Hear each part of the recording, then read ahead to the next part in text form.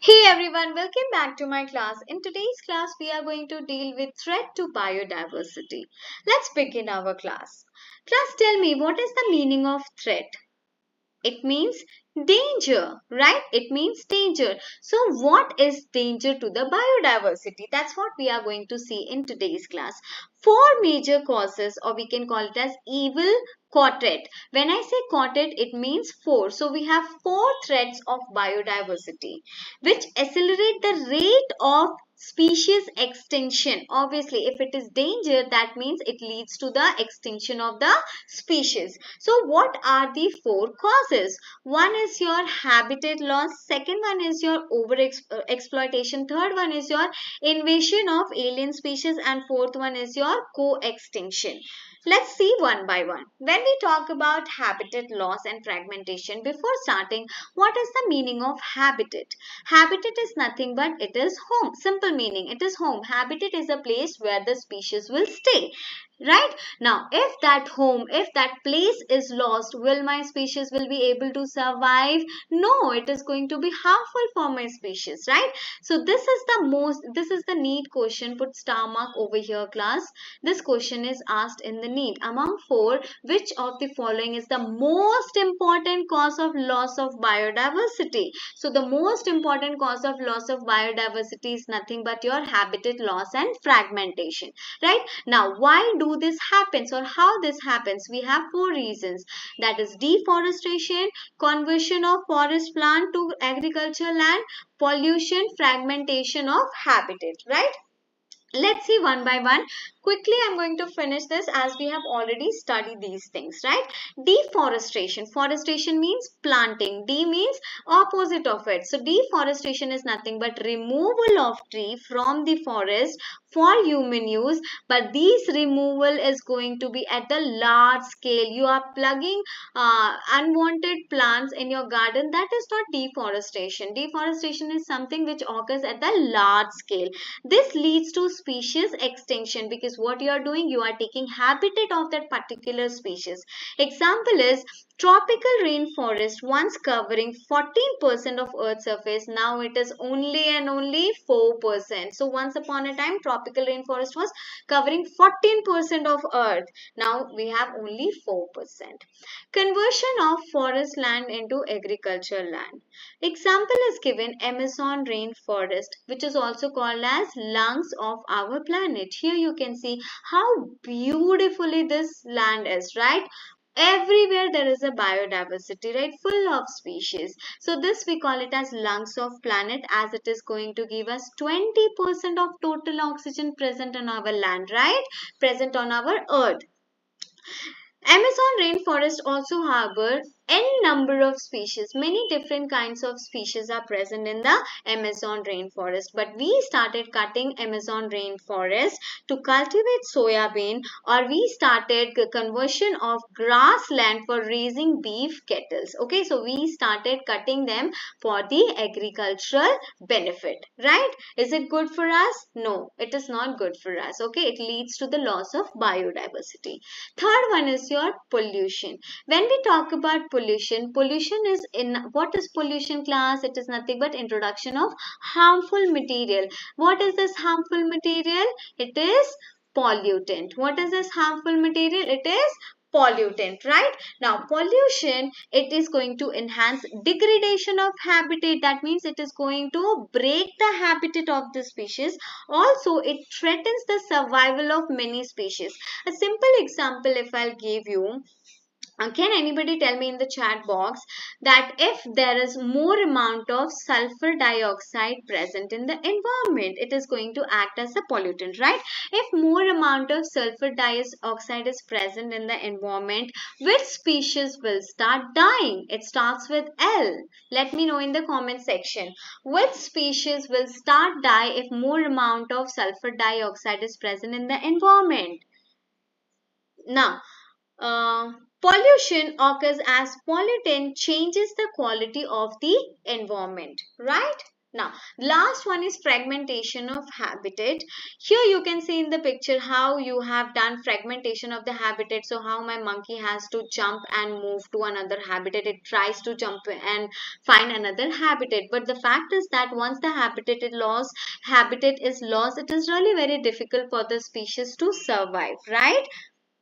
Now, when we see the definition, fragmentation is nothing but process of formation of discontinuity. That means, see here, if you see this example, you can see earlier it was all forest, but here you can see we have created agricultural land. So due to that, what happened? Fragmentation, breaking of the land occur, right? This we call it as fragmentation of habitat. Now, this fragmentation or this breaking will occur by geological process or by the human activity, which leads to population decline. When I say population decline, that means declining the population of other species. For example, mammals and birds requiring large territories are certain animals with migratory birds are badly affected. So these migratory birds, seasonally migratory birds will move from one place to another place for the sake of breeding. But this will be affected due to fragmentation of habitat. Now, just now I told you fragmentation can occur due to geological reason, that means natural reason, or it could be by the human activity. If it happens naturally, for example, landslide occur, due to which what happened, one land is divided and fragmented into two land. So species which were present over here, obviously it will be separated. When they are separated, they want to survive in the nature. We know that natural selection says that fittest is going to survive in the nature, so they will try to become fittest, right? How they will try to become fittest? Their gene will start modifying slowly, and then they will become different species. So geological fragmentation leads to the speciation. What about fragmentation by the human activity? That leads to the extinction of the species, right? Now here you can see earlier it was a single land. Slowly it started fragmenting. Slowly it started becoming discontinuous to each other. That means fragmentation occur, right? Now the next one is over exploitation. Over means anything which we do extra. Okay. Now exploiting someone, we say na, taking more advantage of it, right? You are exploiting that person, you are taking more advantage of it.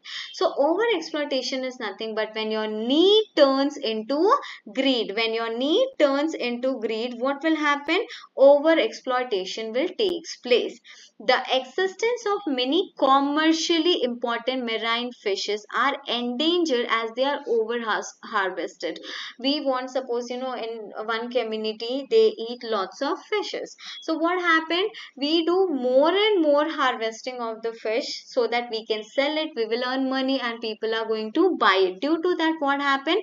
Marine fishes are endangered. They are at the stake of extinction, right? For example, stellar sea cow and passenger pigeon are extinct due to overexploitation by humans. Correct? Third one, invasion of alien species. Alien or exotic or foreign, all three are same. When I say alien, exotic, it means I'm talking about any species which are not native to that particular area, right? So if I'm going to introduce, suppose this is a land and already species are there, and I'm going to introduce an alien species over here. So what will happen? This alien species, obviously it is going to take nutrient from the species, and it is going to harm the present native species over there. So let's see how it happens. Alien species are going to introduce in the habitat. They turn invasive. When I say invasive, that means they are going to spread very easily, right? Now, when they spread easily, they establish themselves at cost of indigenous species. Indigenous means species which are native. It is nothing but a fancy name given to the word native. Okay, I'm repeating myself again. If you are going to put alien species in a community, in a habitat, what will happen? This alien species is going to spread. It is going to spread easily. We call it as invasive at the cost of indigenous species. That means it is going to harm the native or indigenous species. What are indigenous species? Organism which occur naturally in the particular area, or the native species, we call it as indigenous species, right? For example, Nile perch introduced into Lake Victoria in East Africa led to extinction of 20 species of sea fish, right? So 200, I think I said 20, sorry, 200 species got extinct due to introduction of one alien fish, that is your Nile perch, right? Now, second one is illegal introduction of exotic African catfish. You can see over here, and Clarius garipinus for aquaculture purpose is posing a threat of indigenous catfish. That means in a particular area the native species is your catfish, but due to introduction of exotic or alien species, these catfish are at the threat of extinction. Third one is when exotic and invasive weeds like your carrot grass, Spanish flag, and water hyacinth. These are nothing but these are foreign species which acts like weed. Okay. Now your water hyacinth is nothing but your exotic. All are exotic species which are going to be invasive weeds. What are weeds? These are unwanted plants. These are unwanted plants. When these are introduced in our ecosystem, they are not only damage the environment but also threaten the also threaten the very extents of the native species. Same thing which we studied class. We studied the alien species are going to take over the native species or indigenous species, which leads to the extinction of the indigenous species. Here you can see picture. This we call it as water hyacinth or ecornia. It is also called as terror of Bengal. Okay, for its beauty, first we introduced in the Lake of Bengal, but it spread so fast, and it killed lots of aquatic animals. So we call it as terror of Bengal. Here you can see carrot grass, and here you can see Spanish flag, right?